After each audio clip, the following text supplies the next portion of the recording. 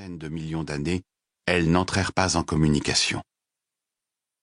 Les vibrations s'intensifièrent, puis, à leur point culminant, cessèrent. La gigantesque présence avait atteint la butte. La fourmi brune vit qu'elle était de nombreuses fois plus grande que le monticule. Elle dissimulait même la majeure partie du ciel. Cette présence ne lui était pas tout à fait étrangère. Elle savait qu'il existait de telles créatures. Elles se montraient fréquemment dans cette région, et leurs irruptions étaient d'ailleurs étroitement liées aux apparitions et aux disparitions soudaines des gouffres et à l'éclosion des buttes. La fourmi brune continuait à grimper. Elle savait que, la plupart du temps, ce genre de créature n'était pas une menace, même si, bien sûr, il y avait des exceptions. Pour l'araignée en contrebas, l'exception venait d'avoir lieu. La présence avait manifestement découvert la toile tissée entre la butte et le sol, et la balaya en se servant des tiges des fleurs qu'elle tenait dans un de ses membres, si bien que l'araignée chuta dans l'herbe avec sa toile. Puis la présence déposa délicatement son bouquet au sommet de la butte. C'est alors que retentit une autre vibration, tout d'abord très faible, mais qui s'intensifiait peu à peu.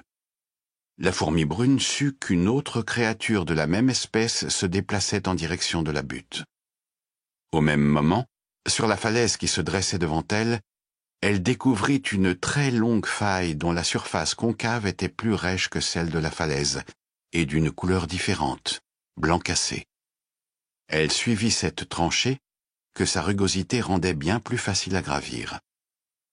Aux extrémités de cette dépression se situaient deux autres tranchées, plus étroites et plus courtes, une horizontale à l'entrée de la tranchée principale, et une autre qui la prolongeait en formant un angle. Quand la fourmi brune eut recommencé à ramper sur la surface noire et lisse de la falaise, la forme de l'ensemble de cette tranchée lui apparut. 1. Puis, arrivée en face de la butte, la présence rapetissa de moitié, si bien qu'elle était à présent de la même hauteur que la butte. Elle s'était manifestement agenouillée, révélant ainsi une partie du ciel bleu sombre sur le fond duquel des étoiles clairsemées avaient commencé à faire leur apparition. Les yeux de la créature observaient le sommet, ce qui plongea un instant la fourmi brune dans le doute. Elle décida finalement de ne pas s'immiscer dans son champ de vision et de changer de trajectoire. Elle rampa en parallèle avec le sol et atteignit très vite une autre tranchée. Elle appréciait tout particulièrement leur surface, et y ramper provoquait chez elle un plaisant sentiment de bien-être. Leur couleur lui rappelait quant à elle celle des œufs de la reine. Sans hésiter, la fourmi descendit en rampant le long de la tranchée. Au bout d'un certain temps, la configuration de celle-ci lui parut plus complexe que la précédente. Elle était très courbe et faisait une boucle complète avant de se prolonger encore plus bas. La fourmi activa le processus de recherche d'informations sensorielles grâce auquel elle pouvait rentrer chez elle. Un motif émergea dans son réseau de neurones. 9. C'est alors que la présence agenouillée devant la butte solitaire émit un son, ou plutôt une série de sons, qui dépassait largement les capacités cognitives de la fourmi brune. Vivre est une chose merveilleuse. Si on ne comprend même pas ce principe, à quoi bon explorer des sujets encore plus profonds? Il eut un souffle, comme une bourrasque balayant les fourrés. Un soupir, puis la présence se releva. La fourmi brune continua à ramper parallèlement à la surface du sol.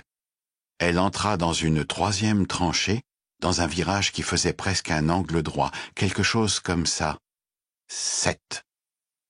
Elle n'aimait pas cette forme. En temps normal, ce genre de virage serré et soudain était annonciateur de danger ou de bataille. Le son de la voix avait recouvert celui des vibrations.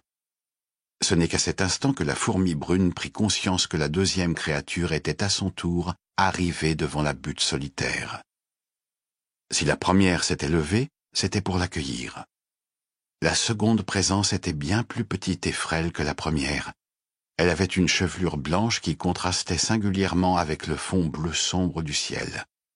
C'était comme si ce chignon argenté, ondulant dans la brise, avait quelque chose à voir avec l'augmentation croissante du nombre d'étoiles.